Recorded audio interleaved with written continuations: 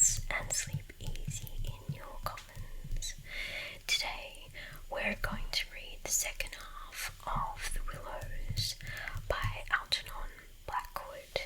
So we'll finish it off today.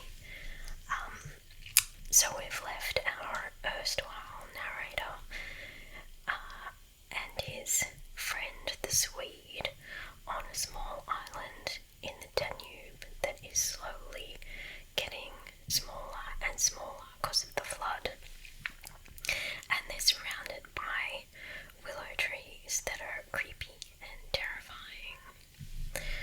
So let's begin The Willows by Algernon Blackwood, Part 3.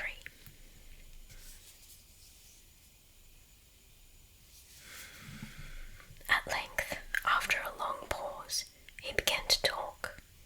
"Queer thing," he added in a hurried sort of voice, as though he wanted to say something and get it over. "Queer thing, I mean, about that otter last night. I had expected something so totally different that it caught me with surprise, and I looked up sharply. Shows how lonely this place is. Otters are awfully shy things. I don't mean that, of course," he interrupted. "I mean, did you think it really was an otter?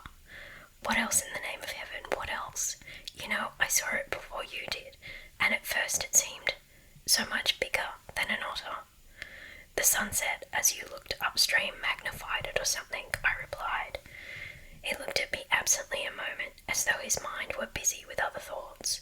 "It had such extraordinary yellow eyes," he went on half to himself. "That was the sun too," I laughed, a trifle boisterously.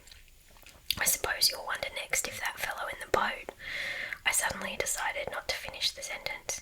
He was in the act again of listening, turning his head to the wind, and something in the expression of his face made me halt. The subject dropped, and we went on with our caulking. Apparently he had not noticed my unfinished sentence. 5 minutes later, however, he looked at me across the canoe, the smoking pitch in his hand, his face exceedingly grave. "I did rather wonder, if you want to know," he said slowly, "what that thing in the boat was. I remember thinking at the time it was not a man. The whole business seemed to rise quite suddenly out of the water." I laughed again boisterously in his face, but this time there was impatience and a strain of anger too in my feeling. "Look here now," I cried, "this place is quite clear enough without going out of our way to imagine things. That boat was an ordinary boat, and the man in it was an ordinary man, and they were both going downstream as fast as they could lick, and that otter was an otter, so let's play the fool about it." He looked steadily at me with the same grave expression. He was not in the least annoyed. I took courage from his silence. "And for heaven's sake," I went on, "don't keep pretending you hear things, because it only gives me the jumps, and there's nothing to hear but the river and this cursed old thundering wind." "You fool," he answered in a low, shocked voice, "you utter fool. That's just the way all victims talk, as if you didn't understand just as well as I do." He sneered with scorn in his voice and a sort of resignation. "The best thing you can do is keep quiet and try to hold your mind as firm as possible. This feeble attempt at self-deception only makes the truth harder when you're forced to meet it." My little effort was over, and I found nothing more to say, for I knew quite well his words were true, and that I was the fool, not he.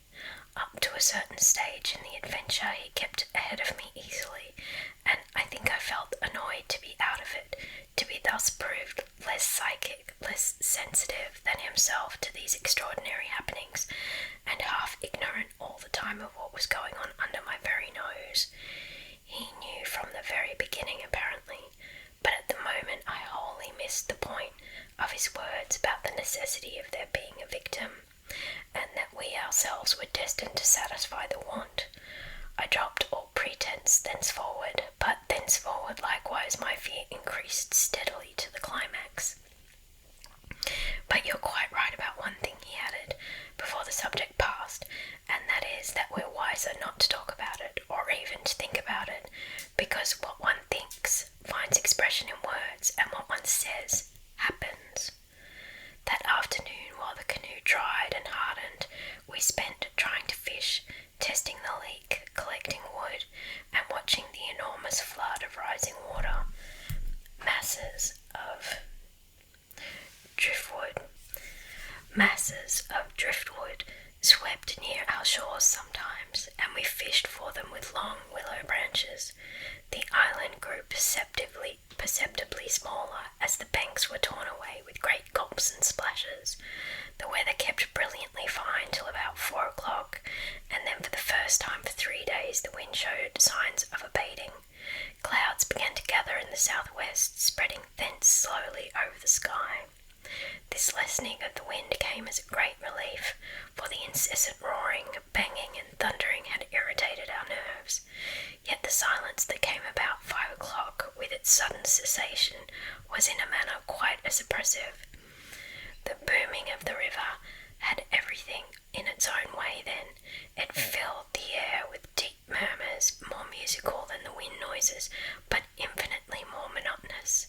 The wind held many notes, rising, falling, always beating out some sort of great elemental tune, whereas the river's song lay between 3 notes at most, dull pedal notes that held a lugubrious quality foreign to the wind, and somehow seemed to me, in my then nervous state, to sound wonderfully well, the music of doom. It was extraordinary, too, how the withdrawal suddenly of bright sunlight took everything out of the landscape that made for cheerfulness, and since this particular landscape had already managed to convey this suggestion of something sinister, the change, of course, was all the more unwelcome and noticeable. For me, I know, the darkening outlook became distinctly more alarming, and I found myself more than once calculating how soon after sunset the full moon would get up in the east, and whether the gathering clouds would greatly interfere with her lighting of the little island. With this general hush of the wind, though it still indulged in occasional brief gusts, the river seemed to me to grow blacker, the willows to stand more densely together. The latter, too, kept up a sort of independent movement of their own, rustling among themselves when no wind stirred, and shaking oddly from the roots upwards. When common objects in this way become charged with the suggestion of horror, they stimulate the imagination far more than things of unusual appearance, and these bushes, crowding huddled about us, assumed for me in the darkness a bizarre grotesquerie of appearance that lent to them somehow the aspect of purposeful and living creatures. Their very ordinariness, I felt, masked what was malignant and hostile to us. The forces of the region drew nearer, and with the coming of night, they were focusing upon our island, and more particularly upon ourselves, for thus, somehow, in the terms of the imagination, did my really indescribable sensations in this extraordinary place present themselves. I had slept a good deal in the early afternoon, and had thus recovered somewhat from the exhaustion of a disturbed night, but this only served apparently to render me more susceptible than before to the obsessing spell of the haunting. I fought against it, laughing at my feelings as absurd and childish, with very obvious physiological explanations, yet in spite of every effort they gained in strength upon me, so that I dreaded the night as a child lost in a forest must dread the approach of darkness. The canoe we had carefully covered with a waterproof sheet during the day, and the one remaining paddle had been securely tied by the sweep to the base of a tree, lest the wind should rob us of that too. From 5 o'clock onward, I busied myself with the stew pot and preparations for dinner, it being my turn to cook that night.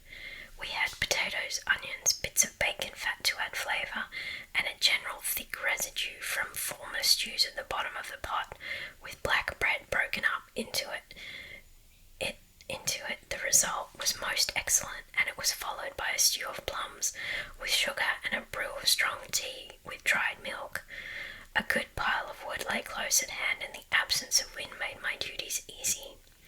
My companion sat lazily watching me, dividing his attentions between cleaning his pipe and giving useless advice, an admitted privilege of the off-duty man.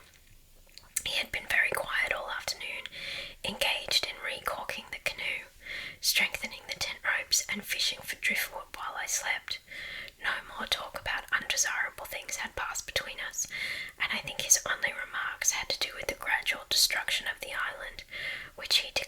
was now fully a third smaller than we first landed. The pot had just begun to bubble when I heard his voice calling Jimmy from the bank, where he had wandered away without my noticing. I ran up. "Come and listen," he said, "and see what you make of it." He held his hand cupwise to his ear, as so often before. "Now do you hear anything?" he asked, watching me curiously. We stood there listening, attentively together. At first I heard only the deep note of the water and the hissings rising from its turbulent surface. The willows for once were motionless and silent. Then a sound began to reach my ears faintly, a peculiar sound, something like the humming of a distant gong. It seemed to come across to us in the darkness from the waste of the swamps and willows opposite. It was repeated at regular intervals, but it was certainly neither the sound of a bell nor the hooting of a distant steamer.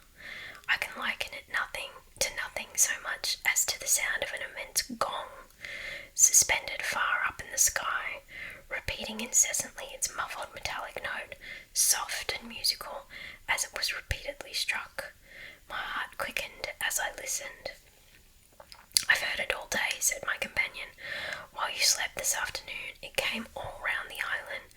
I hunted it down, but I could never get near enough to localize it correctly. Sometimes it was overhead, and sometimes it seemed under the water. Once or twice, too, I could have sworn it was not outside at all, but within myself, you know, the way a sound in the fourth dimension is supposed to come." I was too puzzled to pay much attention to his words. I listened carefully, striving to associate it with any known familiar sound I could think of, but without success. It changed in the direction too, coming nearer, and then sinking utterly away into remote distance. I cannot say that it was ominous in quality, because to me it seemed distinctly musical, yet I must admit it set going a distressing feeling that made me wish I had never heard it.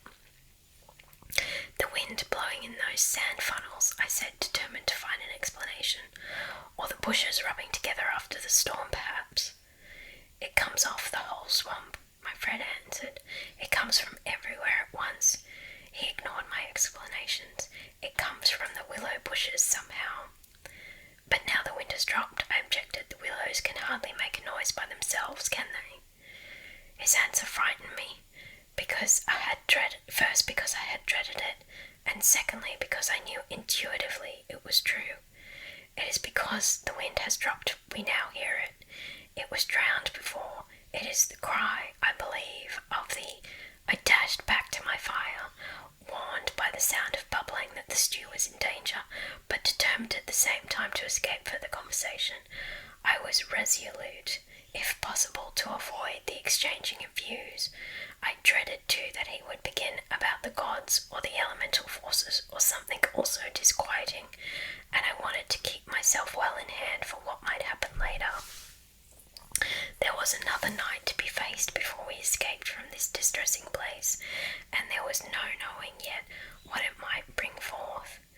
"Come and cut bread for the pot," I called to him vigorously, stirring the appetizing mixture. That stew pot held sanity for us both, and the thought made me laugh. He came over slowly and took the provision sack from the tree, fumbling in its mysterious depths, and then emptying the entire contents upon the ground sheet at his feet. "Hurry up," I cried, "it's boiling." The Swede burst out into a roar of laughter that startled me. It was forced laughter, not artificial exactly, but mirthless. "There's nothing there," he shouted, holding his sides. "Bread, I mean. It's gone. There is no bread. They've taken it." I dropped the long spoon and ran up. Everything the sack had contained lay upon the ground sheet, but there was no loaf. The whole dead weight of my growing fear fell upon me and shook me. Then I burst out laughing too. It was the only thing to do, and the sound of my laughter also made me understand his. The stain of psychical pressure caused it, this explosion of unnatural laughter in both of us. It was an effort of repressed forces to seek relief. It was a temporary safety valve, and with both of us it ceased quite suddenly. How criminally Utterly stupid of me, I cried, still determined to be consistent and find an explanation.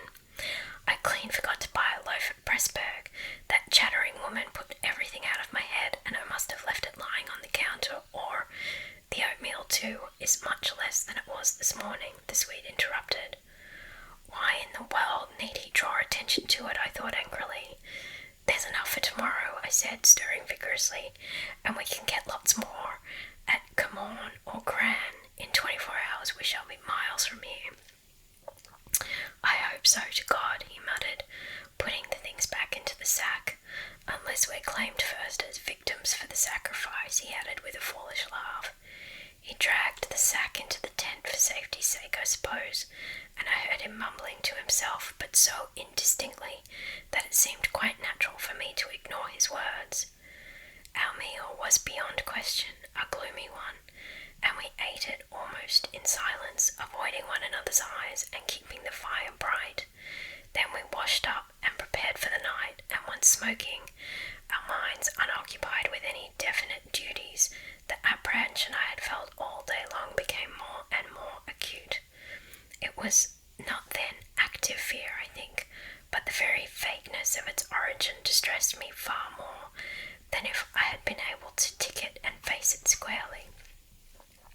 The curious sound I have likened to the note of a gong became now almost incessant, and filled the stillness of the night with a faint continuous ringing, rather than a series of distinct notes.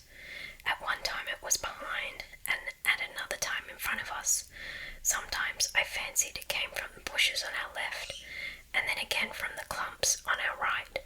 More often it hovered directly overhead like the whirring of wings. It was really everywhere at once, behind, in front, at our sides, and over our heads, completely surrounding us. The sound really defies description, but nothing within my knowledge is like that ceaseless muffled humming rising off the deserted world of swamps and willows. We sat smoking in comparative silence, the strain growing every minute greater. The worst feature of the situation seemed to me that we did not know what to expect, and could therefore make no sort of preparation by way of defence. We could anticipate nothing. My explanations made in the sunshine, moreover, now came to haunt me with their foolish and wholly unsatisfactory nature, and it was more and more clear to us that some kind of plain talk with my companion was inevitable, whether I liked it or not. After all, we had to spend the night together, and to sleep in the same tent side by side. I saw that I could not get along much longer without the support of his mind, and for that, of course, plain talk was imperative. As long as possible, however, I postponed this little climax, and tried to ignore or laugh at the occasional sentences he flung into the emptiness.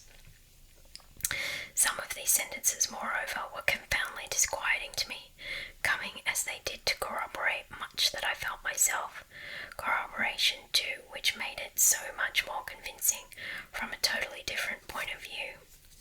He composed such curious sentences, and hurled them at me in such an inconsequential sort of way, as though his main line of thought was secret to himself, and these fragments were mere bits he found it impossible to digest. He got rid of them by uttering them. Speech relieved him. It was like being sick. There are things about us, I'm sure, that make for disorder, disintegration, destruction. Our destruction, he said once, while the fire blazed between us. We've strayed out of a safe line somewhere. And another time, when the gong sounds had come nearer, ringing much louder than before and directly over our heads, he said, as though talking to himself, I don't think a gramophone would show any record of that. The sound doesn't come to me by the ears at all. The vibrations reach me in another matter altogether, and seem to be within me, which is precisely how a fourth-dimensional sound might be supposed to make itself heard.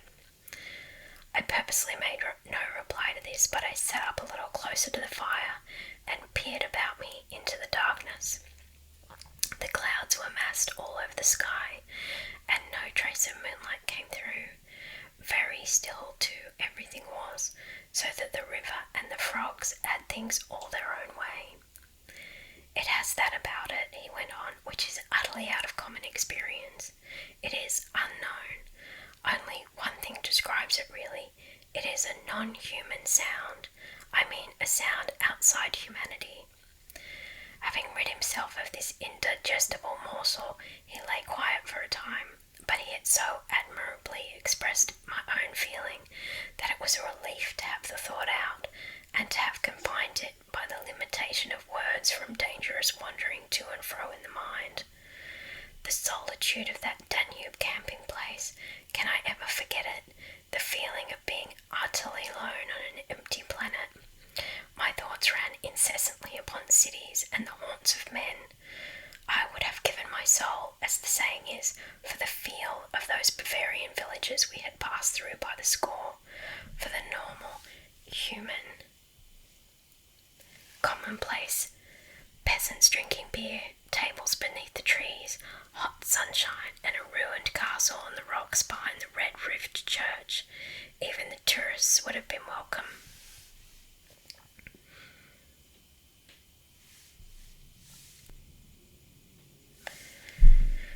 Yet what I felt of dread was no ordinary ghostly fear. It was infinitely greater, stranger, and seemed to arise from some dim ancestral sense of terror, more profoundly disturbing than anything I had known or dreamed of. We had strayed, as the Swede put it, into some region or some set of conditions where the risks were great, yet unintelligible to us, where the frontiers of some unknown world lay close about us. It was a spot held by the dwellers in some outer space, a sort of peephole whence they could spy upon the earth, themselves unseen, a point where the veil between had worn a little thin. As the final result of too long a sojourn here, we should be carried over the border and deprived of what we called our lives, yet by mental, not physical processes. In that sense, as he said, we should be the victims of our adventures, a sacrifice. It took us in different fashion, each according to the measure of his sensitiveness and powers of resistance. I translated it vaguely into a personification of the mightily disturbed elements, investing them with the horror of a deliberate and malefic purpose, resentful of our audacious intrusion into their breeding place, whereas my friend threw it into the unoriginal form at first of a trespass on some ancient shrine, some place where the old gods still held sway, where the emotional forces of former worshippers still clung, and the ancestral portion of him yielded to the old pagan spell. At any rate, here was a place unpolluted by men, kept clean by the winds from coarsening human influences, a place where spiritual agencies were within reach and aggressive. Never before or since have I been so attacked by indescribable suggestions of a beyond region, of another scheme of life, another revolution not parallel to the human, and in the end our minds would succumb under the weight of the awful spell, and we should be drawn across the frontier into their world. Small things testified to the amazing influence of the place, and now in the silence round the fire they allowed themselves to be noted by the mind. The very atmosphere had proved itself a magnifying medium to distort every indication. The otter rolling in the current, the hurrying boatman making signs, the shifting willows, one and all had been robbed of its natural character and revealed in something of its other aspect, as it existed across the border to that other region. And this changed aspect I felt was new, not merely to me, but to the race. The whole experience, whose verge we touched, was unknown to humanity at all. It was a new order of experience, and in the true sense of the word, unearthly. It's the deliberate, calculating purpose that reduces one's courage to zero, the Swede said suddenly, as if he had been actually following my thoughts. Otherwise, imagination might count for much, but the paddle, the canoe, the listening food. Haven't I explained that all at once? I interrupted viciously. You have, he answered dryly. You have indeed. He made other remarks too, as usual, about what he called the plain imagination to provide a victim, but having now arranged my thoughts better, I recognised that this was simply the cry of his frightened soul against the knowledge that he was being attacked in a vital part and that he would be somehow taken or destroyed. The situation called for a courage and calmness of reasoning that neither of us could compass, and I have never before been so clearly conscious of two persons in me, the one that explained everything, and the other that laughed at such foolish explanations, yet was horribly afraid. Meanwhile, in the pitchy night, the fire died down and the woodpile grew small. Neither of us moved to replenish the stock, and the darkness consequently came up very close to our faces. A few feet beyond the circle of firelight, it was inky black. Occasionally a stray puff of wind set the willows shivering about us, but apart from this not very welcome sound, a deep and depressing silence reigned, broken only by the gurgling of the river and the humming in the air overhead. We both missed, I think, the shouting company of the winds. At length, at a moment when a stray puff prolonged itself as though the wind were about to rise again, I reached the point for me of saturation, the point where it was absolutely necessary to find relief in plain speech, or else to betray myself by some hysterical extravagance that must have been far worse in its effect upon both of us. I kicked the fire into a blaze and turned to my companion abruptly. He looked up with a start. "I can't disguise it any longer," I said. "I don't like this place, and the darkness, and the noises, and the awful feelings I get. There's something here that beats me utterly. I'm in a blue funk, and that's the plain truth. If the other shore was different, I swear I'd be inclined to swim for it." The Swede's face turned very white beneath the deep tan of sun and wind. He stared straight at me and answered quietly, but his voice betrayed his huge excitement by its unnatural calmness. For the moment, at any rate, he was the strong man of the two. He was more phlegmatic, for one thing.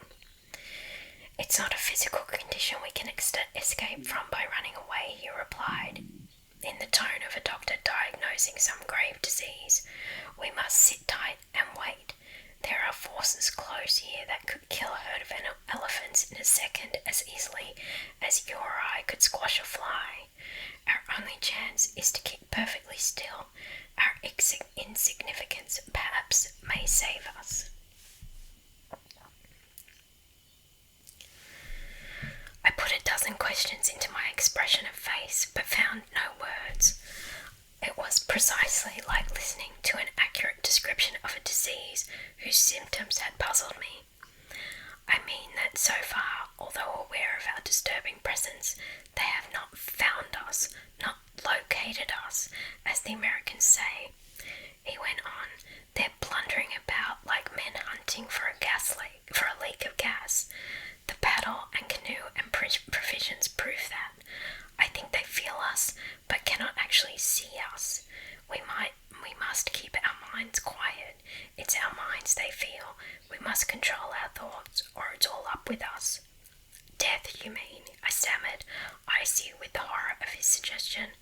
"Worse by far," he said. "Death, according to one's belief, means either annihilation or release from the limitations of the senses, but it involves no change of character. You don't suddenly alter just because the body's gone. But this means a radical alteration, a complete change, a horrible loss of oneself by substitution, far worse than death, and not even annihilation. We happen to have camped in a spot where their region touches ours, where the veil between has worn thin. Horrors," he was using my very own phrase, my actual words, "so that they are aware of our being in their neighbourhood." "But who are aware?" I asked. I forgot the shaking of the willows and the windless calm, the humming overhead, everything except that I was waiting for an answer that I dreaded more than I can possibly explain. He lowered his voice at once to reply, leaning forward a little over the fire, an indefinable change in his face that made me avoid his eyes and look down upon the ground. "All my life," he said, "I have been strangely, vividly conscious of another region. not far removed from our own world in one sense, yet wholly different in kind, where great things go on unceasingly, where immense and terrible personalities hurry by, intent on vast purposes compared to which earthly affairs, the rise and fall of nations, the destinies of empires, the fate of armies and continents, are all as dust in the balance. Vast purposes, I mean, that deal directly with the soul, and not indirectly with more expressions of the soul. I suggest just now I began seeking to stop him, feeling as though I was face to face with a madman, but he instantly overbore me with his torrent that had to come. "You think," he said, "it is the spirit of the elements, and I thought perhaps it was the old gods, but I tell you now it is neither. These would be comprehensible entities, for they have relations with men depending upon them for worship or sacrifice, whereas these beings who are now about us have absolutely nothing to do with mankind, and it is mere chance that their space happens just at this spot to touch our own. The mere conception which his words somehow made so convincing as I listened to them in the dark stillness of that lonely island set me shaking a little all over. I found it impossible to control my movements. "And what do you propose?" I began again. "A sacrifice, a victim, might save us by distracting them until we could get away," he went on, "just as the wolves stop to devour the dogs and give the sleigh another start. But I see no chance of any other victim now." I stared blankly at him. The gleam in his eye was dreadful. Presently he continued. Part 4. It's the Willows, of course. The Willows mask the others, but the others are feeling about for us. If we let our minds betray our fear, we're lost utterly. He looked at me with an expression so calm, so determined, so sincere, that I no longer had any doubts as to his sanity. He was as sane as any man ever was. "If we can hold out through the night," he added, "we may get off in the daylight unnoticed, or rather undiscovered." "But you really think a sacrifice would—" That gong-like humming came down very close over our heads as I spoke, but it was my friend's scared face that really stopped my mouth. "Hush," he whispered, holding up his hand. "Do not mention them more than you can help. Do not refer to them by name. To name is to reveal. It is the inevitable clue, and our only hope lies in ignoring them, in order that they may ignore us." Even in thought, he was extraordinarily agitated, especially in thought. Our thoughts make spirals in their world. We must keep them out of our minds at all costs if possible. I raked the fire together to prevent the darkness having everything its own way. I never longed for the sun as long as I longed for it then, in the awful blackness of that summer night. "Were you awake all last night?" he went on suddenly. "I slept badly a little after dawn," I replied evasively, trying to follow his instructions, which I knew instinctively were true. "But the wind, of course." "I know, but the wind won't account for all the noises." "Then you heard it too?" "The multiplying countless little footsteps I heard," he said, adding, after a moment's hesitation, "and that other sound, you mean above the tent, and the pressing down upon us of something tremendous, gigantic." He nodded significantly. "It was like the beginning of a sort of inner suffocation," I said. "Partly, yes. It seemed to me that the weight of the atmosphere had been altered, had increased enormously, so that we should have been crushed. And that," I went on, determined to have it all out, pointing upwards where the gong-like note hummed ceaselessly, rising and falling like wind. "What do you make of that?" "It's their sound," he whispered gravely. "It's the sound of their world, the humming in their region. The division here is so thin that it leaks through somehow, but if you listen carefully, you'll find it's not above so much as around us. It's in the willows. It's the willows themselves humming, because here the willows have been made symbols of the forces that are against us." I could not follow exactly what he meant by this, yet the thought and idea in my mind were beyond question the thought and idea in his. I realised what he realised, only with less power of analysis than his. It was on the tip of my tongue to tell him at last about my hallucination of the ascending figures and the moving bushes, when he suddenly thrust his face again close into mine across the firelight and began to speak in a very earnest whisper. He amazed me by his calmness and pluck, his apparent control of the situation. This man I had for years deemed unimaginative, stolid. Now listen, he said, the only thing for us to do is go on as though nothing had happened, follow our usual habits, go to bed and so forth, pretend we feel nothing and notice nothing. It is a question wholly of the mind, and the less we think about them, the better our chance of escape. Above all, don't think, for what you think happens. All right, I managed to reply, simply breathless with his words and the strangeness of it all. All right, I'll try. But tell me one more thing first. Tell me what you make of those hollows in the ground all about us. Those sand funnels. No, he cried, forgetting to whisper in his excitement. I dare not, simply dare not put the thought into words. If you have not guessed, I am glad. Don't try it. They have put it into my mind. Try your hardest to prevent their putting it into yours. He sank his voice again to a whisper before he finished, and I did not press him to explain. There was already just about as much horror in me as I could hold. The conversation came to an end, and we smoked our pipes busily in silence. Then something happened, something unimportant apparently, as the way is when the nerves are in a very great state of tension, and this small thing for a brief space gave me an entirely different point of view. I chanced to look down at my sand shoe, the sort we used for the canoe, and something to do with the hole at the toe suddenly recalled to me the London shop where I had bought them, the difficulty the man had in fitting me, and other details of the uninteresting but practical operation. At once, in its train, followed a wholesome view of the modern sceptical world I was accustomed to move in at home. I thought of roast beef and ale, motor cars, policemen, brass bands, and a dozen other things that proclaimed the soul of ordinariness or utility. The effect was immediate and astonishing even to myself. Psychologically, I suppose, it was simply a sudden and violent reaction after the strain of living in an atmosphere of things that to the normal consciousness must seem impossible and incredible. But whatever the cause, it momentarily lifted the spell from my heart and left me for the short space of a minute feeling free and utterly unafraid. I looked up at my friend opposite. "You damned old pagan," I cried, laughing aloud in his face. "You imaginative idiot. You superstitious idolater.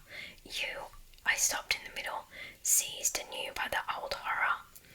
I tried to smother the sound of my voice as something sacrilegious. The Swede, of course, heard it too. The strange cry overhead in the darkness, and that sudden drop in the air as though something had come nearer.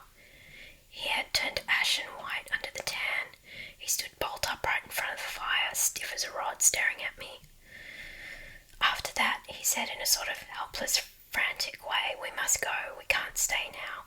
We must strike camp this very instant and go on down the river." He was talking, I saw, quite wildly, his words dictated by abject horror, the terror he had resisted so long, but which had caught him at last.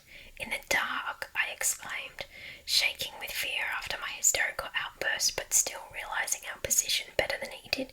"Sheer madness. The river's in flood, and we've only got a single paddle. Besides, we only go deeper into their country. There's nothing ahead for 50 miles but willows, willows, willows." He sat down again in a state of semi-collapse. The positions, by one of those kaleidoscopic changes nature loves, were suddenly reversed, and the control of our forces passed over into my hands. His mind at last had reached the point where it was beginning to weaken. "What on earth possessed you to do do such a thing," he whispered with the awe of genuine terror in his voice and face. I crossed around to his side of the fire. I took both his hands in mine, kneeling down beside him and looking straight into his frightened eyes. "We'll make one more blaze," I said firmly, "and then turn in for the night. At sunrise, we'll be off full speed for Camorn. Now pull yourself together a bit and remember your own advice about not thinking of fear." He said no more, and I saw that he would agree and obey. In some measure, too, it was a sort of relief to get up and make an excursion into the darkness for more wood. We kept close together, almost touching, groping among the bushes and along the banks. The humming overhead never ceased, but seemed to me to grow louder as we increased our distance from the fire. It was shivery work. We were grubbing away in the middle of a thickish clump of willows, where some driftwood from a former flood had caught high among the branches, where my body was seized in a grip that made me half drop upon the sand. It was the Swede. He had fallen against me and was clutching me for support. I heard his breath coming and going in short gasps.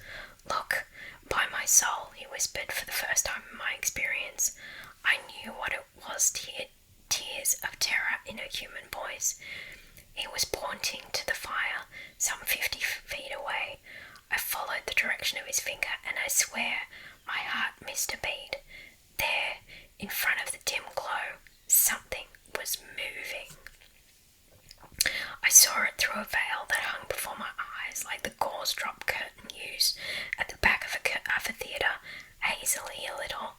It was neither a human figure nor an animal. To me, it gave the strange impression of being as large as several animals grouped together, like horses, 2 or 3, moving slowly.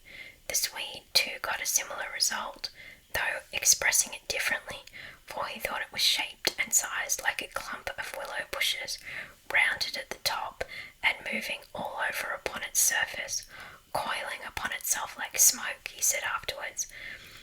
I watched it settle downwards through the bushes. He sobbed at me. "Look, by God, it's coming this way. Oh, oh," he gave a kind of whistling cry. "They've found us."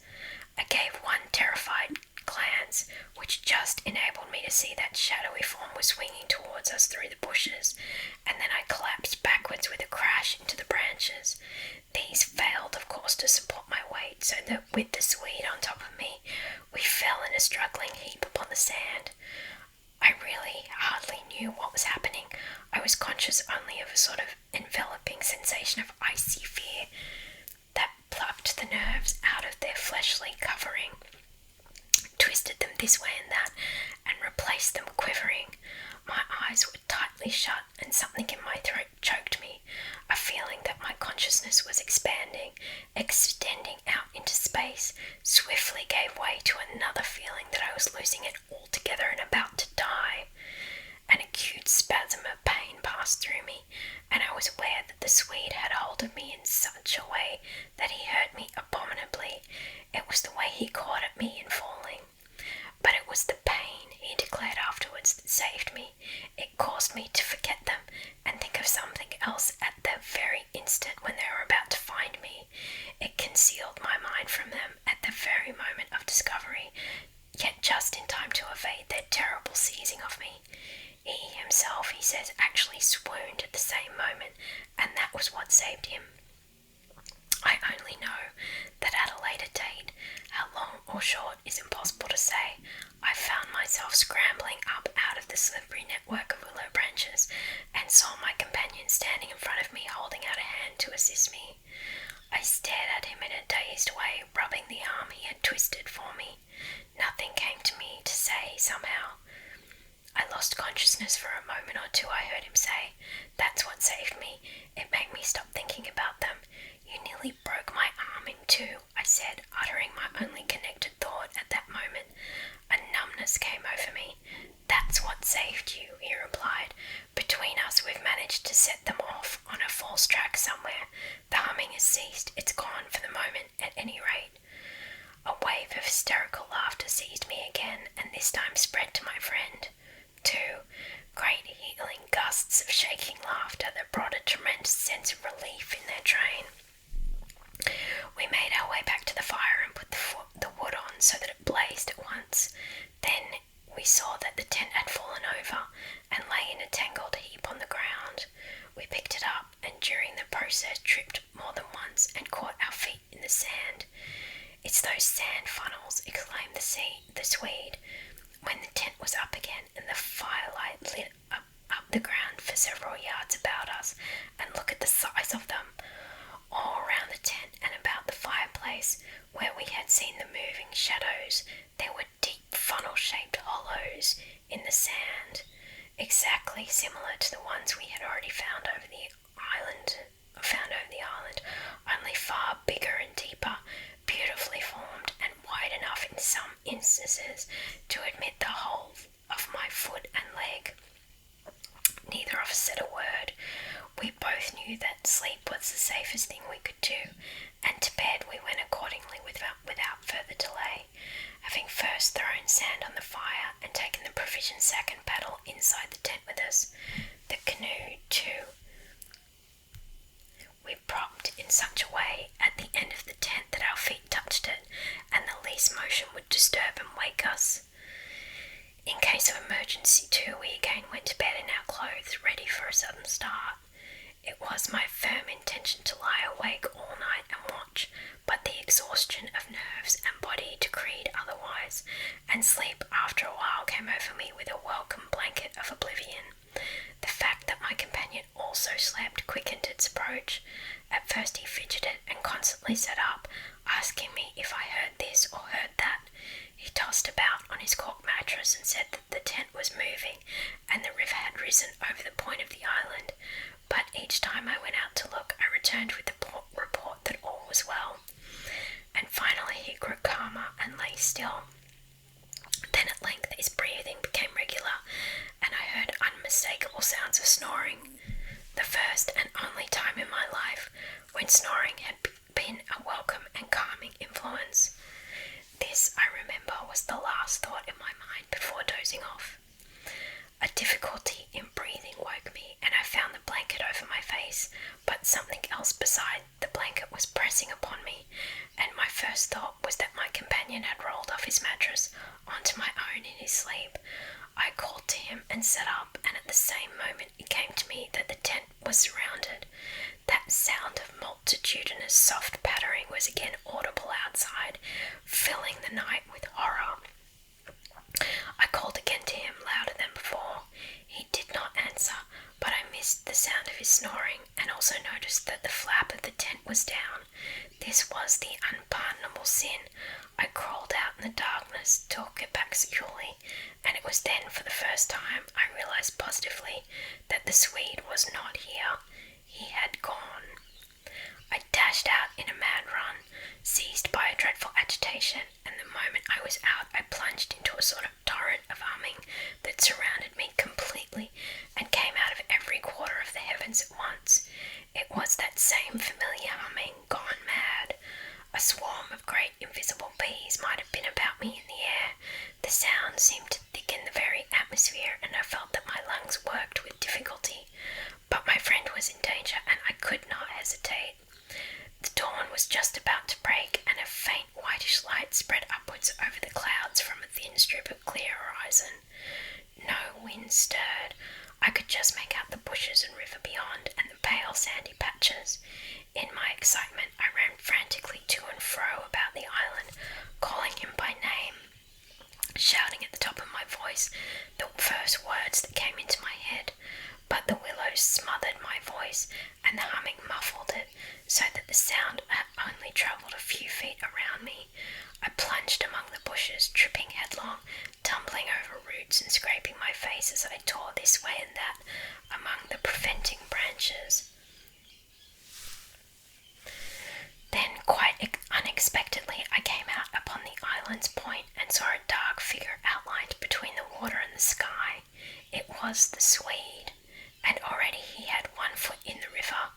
A moment more and he would have taken the plunge. I threw myself upon him, flinging my arms about his waist and dragging him shorewards with all my strength.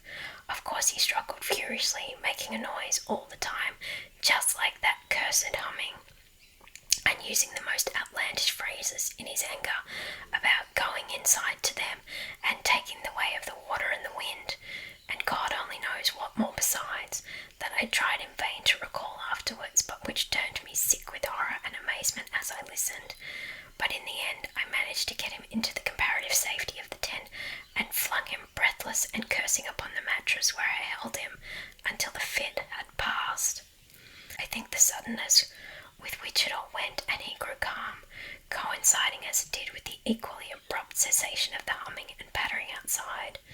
I think this was almost the strangest part of the whole business, perhaps, for he had just opened his eyes and turned his tired face up to me, so that the dawn threw a pale light upon it through the doorway, and said, for all the world just like a frightened child, "My life, old man, it's my life I owe you.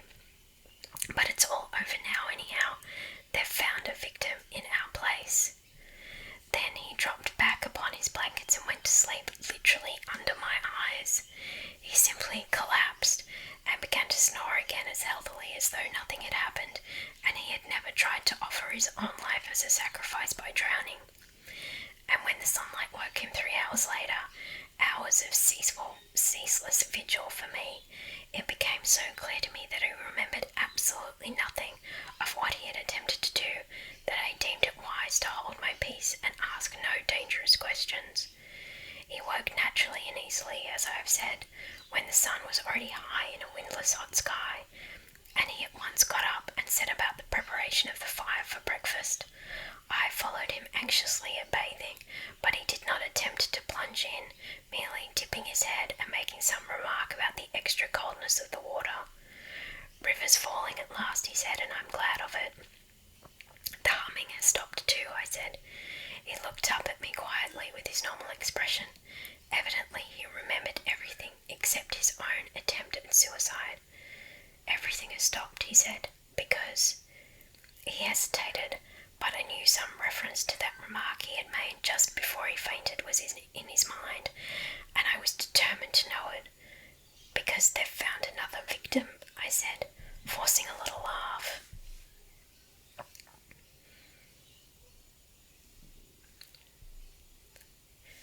"Exactly," he answered, "exactly. I feel as positive of it as though I feel quite safe again, I mean," he finished. He began to look curiously about him. The sunlight lay in hot patches on the sand. There was no wind. The willows were motionless. He slowly rose to feet. "Come," he said, "I think if we look we shall find it." He started off on a run, and I followed him. He kept to the banks, poking with a stick among the sandy bays and caves and little backwaters, myself always close on his heels. "Ah," he exclaimed presently, "ah." The tone of his voice somehow brought back to me a vivid sense of the horror of the last 24 hours, and I hurried up to join him. He was pointing with his stick at a large black object that lay half in the water and half on the sand. It appeared to be caught by some twisting willow roots so that the river could not sweep it away. A few hours before, the spot must have been under water. "See," he said quietly, "the victim that made our escape possible." And when I peered across his shoulder, I saw that his stick rested on the body of a man. He turned it over.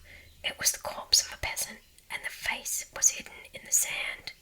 Clearly the man had been drowned but a few hours before, and his body must have been swept down upon our island somewhere about the hour of the dawn, at the very time the fit had passed. "We must give it a decent burial, you know." "I suppose so," I replied. I shuddered a little in spite of myself, for there was something about the appearance of that poor drowned man that turned me cold. The Swede glanced up sharply at me, an undecipherable expression on his face, and began clambering down the bank. I followed him more leisurely. The current, I noticed, had torn away much of the clothing from the body, so the neck and part of the chest lay bare. Halfway down the bank my companion suddenly stopped and held up his hand in warning, but either my foot slipped or I had gained too much momentum to bring myself quickly to a halt, for I bumped into him and sent him forward with a sort of leap to save himself. We tumbled together onto the hard sand so that our feet splashed into the water, and before anything could be done, we had collided a little heavily against the corpse.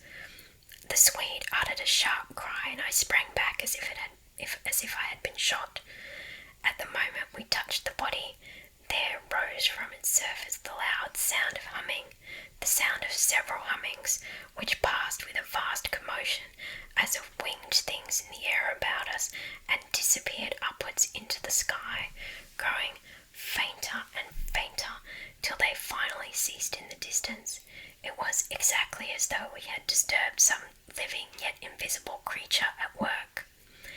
My companion clutched me, and I think I clutched him, but before either of us had time properly to recover from the unexpected shock, we saw that a movement of the current was turning the corpse round, so that it became released from the grip of the willow roots. A moment later it had turned completely over, the dead face uppermost, staring at the sky. It lay on the edge of the main stream. In another moment it would be swept away. The Swede started to save it, shouting again something I did not catch about a proper burial, and then abruptly dropped upon his knees on the sand and covered his eyes with his hands. I was beside him in an instant. I saw what he had seen, for just as the body swung round to the current, the face and the exposed chest turned fully towards us, and showed plainly how the skin and flesh were indented with small hollows, beautifully formed, and exactly similar in shape and kind to the sand funnels that we had found all over the island. "Their mark," I heard my companion mutter under his breath, "their awful mark." And when I turned my eyes again from his ghastly face to the river, the current had done its work, and the body had been swept away into midstream, and was already beyond our reach and almost out of sight, turning over and over on the waves like an otter. Well, I hope you liked the story, my little Eeries. That was a fun one. Oh, and there's a picture with the little hollows. Oh. If you liked that, I would strongly recommend that you read The Hollow Places by T. Kingfisher. It's inspired by this story, and it's very scary and very, very good. So yeah, check it out. If you liked the video, please remember to like and subscribe. And if you have any suggestions for other horror stories, just pop them into